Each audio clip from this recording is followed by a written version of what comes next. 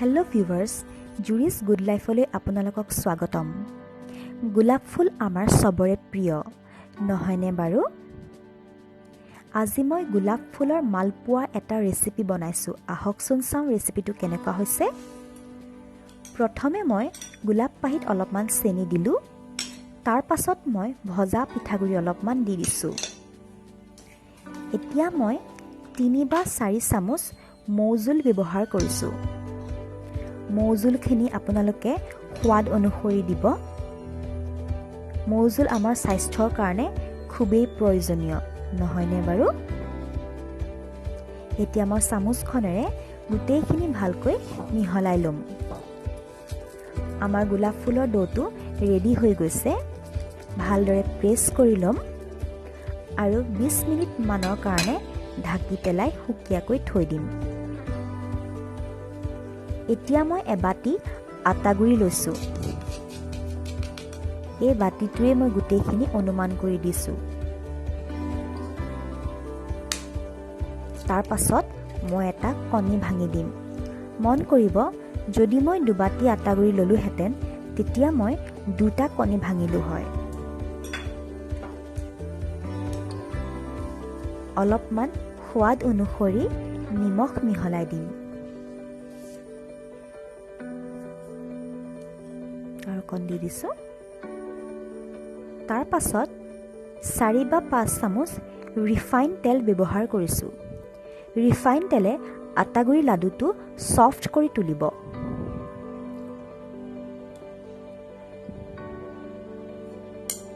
এতিয়া মই হাতখনেৰে এই আটাগুৰিখিনি ভালকৈ মিহলাই ল'ম। ভালদৰে মিহলাব যাতে এইখিনি ছফ্ট হৈ যায়, নহ'লে খাবলৈ বেয়া হ'ব। মোৰ আটাগুৰি লাডুটো তৈয়াৰ হৈ গৈছে।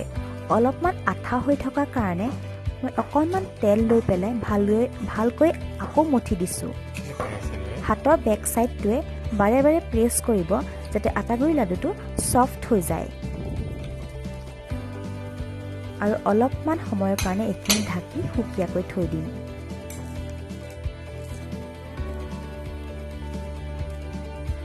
তাৰপিছত মই সৰু সৰু বলছ বনাম। গোলাপ পাহিখিনিত যিহেতু আমি চেনি দিছিলোঁ, ভালদৰে আঠা লাগি গ'ল আৰু মোৰ বলছখিনি ধুনীয়াকৈ বনি যাব। এতিয়া এনেদৰে বনাই পেলাব।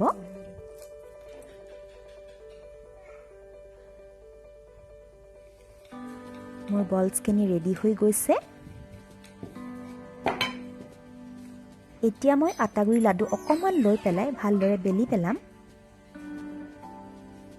আৰু পাহিৰ এটা বল তাৰ মাজত সুমুৱাই চাৰিওফালৰ পৰা ভালদৰে গাঁঠি ল'ম।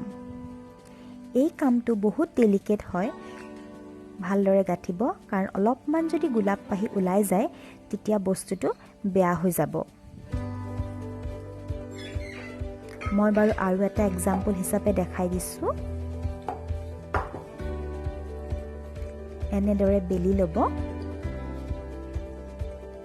তাৰ পাছত তাৰে এটা বল আনি পেলাই সুমুৱাই ল'ব আৰু চাৰিওফালৰ পৰা গাঁঠি দি দিব যাতে বস্তুটো টাইট হয় আৰু ভালদৰে সোমাই যায়।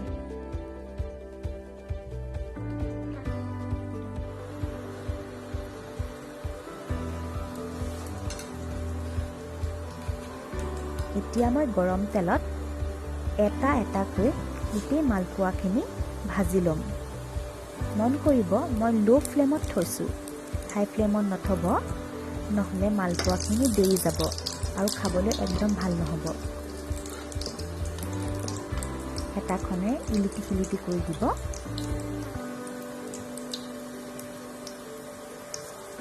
যিহেতু মোৰ পেনখন অলপমান ডাঙৰ হয়, চ' মই 3-4টা মালপোৱা একেলগে ভাজিব পাৰিম।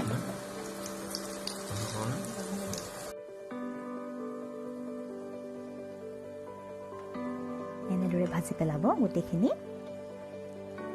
বাৰু আপোনালোকে মোৰ ব্লেক চিকেনৰ ৰেচিপিটো চাইছেনে? যদি নাই চোৱা চাই ল'ব। ব্লেক চিকেনটো বহুতেই উপকাৰী হয় আৰু বনাই খাবচোন, বহুত টেষ্টি হয়। 5 মিনিটমান এনেকৈ ভাজি থ'লে মালপোৱাখিনি ধুনীয়া হৈ যাব।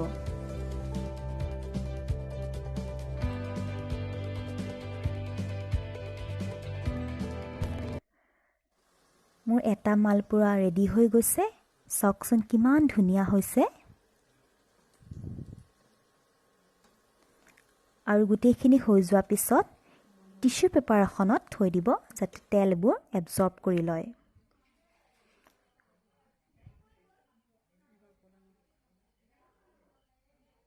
যদি মোৰ ৰেচিপিটো ভাল লাগিছে তেতিয়াহ'লে লাইক কৰিব আৰু ছাবস্ক্ৰাইব কৰিবলৈ নাপাহৰিব।